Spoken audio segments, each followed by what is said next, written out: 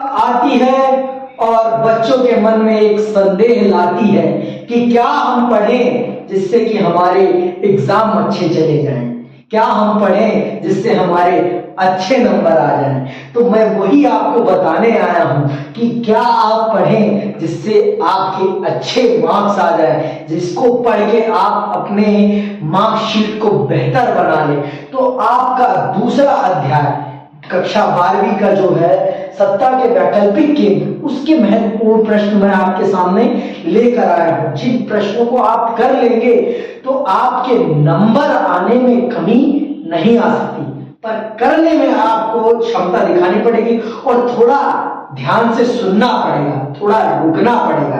तो चलिए पहला प्रश्न मैं आपको बताता हूं, जो आप करते हैं तो आपका 5 नंबर फिक्स हो जाता है, 5 नंबर फिक्स। और ये प्रश्न बहुत ही जरूरी है। पहला प्रश्न है आपका, यूरोपीय संघ क्या है? यूरोपीय संघ क्या है और यह किस प्रकार से अमेरिकी अर्थव्यवस्था को टक्कर दे सकता है? या यह प्रश्न बन सकता है कि यूरोपीय संघ किस प्रकार से अमेरिकी सत्ता का विकल्प बन सकता है? तो इस प्रश्न का उत्तर आपको लिखना है और इसमें आपको आर्थिक परिवेश, आपको सामाजिक, आपको सैनिक, इन तीनों खंडों में आपको इस प्रश्न का उत्तर लिखना होता है। फिर इसके बाद आएगा आपका दूसरा प्रश्न। दूसरा प्रश्न इसी से संबंधित होगा कि क्या यूरोपीय संघ अमेरिकी सत्ता को, या कहिए कि अमेरिकी वर्चस्व को आर्थिक तौर पर पिछाड़ सकता है या सैनिक तौर पर पिछाड़ सकता है? तो आप इसका उत्तर लिखिएगा, कहिएगा जी हाँ। अगर आप यूरोपीय संघ की संपूर्ण अर्थव्यवस्था देखेंगे तो वो अमेरिकी अर्थव्यवस्था के समान है या उससे ज्यादा ही है। और जहां अमेरिका अकेला परमाणु शक्ति संपन्न है, वहीं यूरोपीय संघ के 2 देश परमाणु संपन्न है। ये हो सकता है। फिर अगला प्रश्न, दूसरा जो एक अलग विषय पे आएगा, वो आएगा आपका आसियान पर। आसियान से रिलेटेड प्रश्न आएंगे। तो आसियान पर आ सकता है, आसियान एक कैसा क्षेत्रीय संगठन है अथवा इसने किस प्रकार से अपनी क्षेत्रीय समस्याओं को सुलझाते हुए अपने आप को एक बेहतरीन क्षेत्रीय संगठन बनाया है? ये प्रश्न आएगा आपको।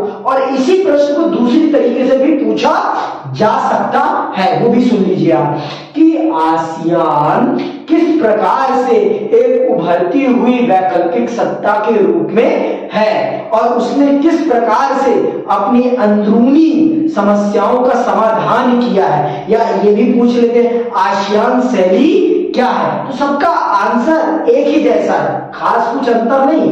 तो उनका भी आंसर आप आर्थिक परिवेश आप लिखिए, इन्होंने अपने आर्थिक, सामाजिक, राजनीतिक और इन सब समस्याओं का समाधान करके एक नई शैली विकसित करी और जिसे हम आसियान शैली के नाम से जानते हैं। यह प्रश्न हो गया।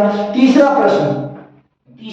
प्रश्न ये भी यही आ सकता है आपके सामने, आसियान से रिलेटेड होगा कि आसियान के साथ विश्व के विकसित देश अथवा विकासशील देश क्यों जुड़ना चाहते हैं? तो इस प्रश्न का भी उत्तर आप बखूबी देंगे। क्या यही देंगे कि आसियान एक उभरती हुई आर्थिक ताकत है और ये 10 देशों का संगठन है, तो इसलिए हर देश उभरती हुई शक्ति के साथ जुड़ना चाहता है क्योंकि वहां पर विकास के ज्यादा अवसर होते हैं। और आपका तीसरा प्रश्न चीन से संबंधित आएगा। चीनी अर्थव्यवस्था का उत्थान किन कारणों से हुआ?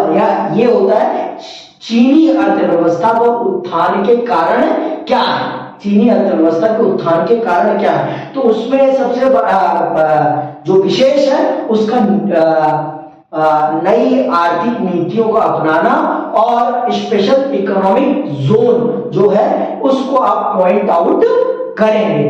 तो और ये भी आप प्रश्न आ सकता है आपका चीन से ही संबंधित, चीन और भारत में ऐसा क्या अंतर है जिसके कारण चीन भारत से आगे निकल गया और भारत उससे पिछड़ गया। तो ये प्रश्न का उत्तर भी आप सामान्य तौर पर देंगे इस प्रकार से कि भारत की राजनीतिक परिस्थितियां अलग है, भारत की आर्थिक परिस्थितियां अलग है, भारत की भौगोलिक परिस्थितियां, इन 3 खंडों में आप इसका उत्तर दे देंगे।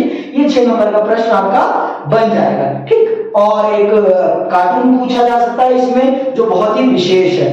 ये कार्टून है आपका ये वाला और एक ये वाला है, इनमें से आपसे कोई भी कार्टून पूछा जा सकता है। तो इस कार्टून को भी आप बखूबी समझाएंगे। और चीन भारत के संबंध पर भी एक प्रश्न आ सकता है। चीन भारत का संबंध आज के समय में कैसा है और जो समस्याएं आज उठ रही हैं, क्या उनके कारण चीन से भारत के संबंध टूट सकते हैं? तो ये है आपके इस चैप्टर के बहुत ही महत्वपूर्ण प्रश्न। मैं यहाँ पर आपको बहुत ही महत्वपूर्ण प्रश्न बताऊंगा जो सबसे ज्यादा है। अगर आप इन प्रश्नों की तैयारी करेंगे ना तो आपके 1 नंबर के प्रश्न अपने आप हो जाएंगे। आपको 1 नंबर के लिए ज्यादा स्ट्रगल करना नहीं पड़ेगा, लेकिन आपको इन प्रश्नों को करने के लिए बुक को पढ़ना पड़ेगा। और बुक को बेहतरीन तरीके से समझने के लिए मैं आपको डिस्क्रिप्शन में इस चैप्टर के सारे लिंक्स प्रोवाइड कर दूंगा वीडियोस के, उनको आप विस्तार पूर्वक अगर देख सके तो बहुत बेहतर होगा आपके लिए। इसी के साथ मैं आपसे विदा लेता हूं। जय हिंद, जय भारत।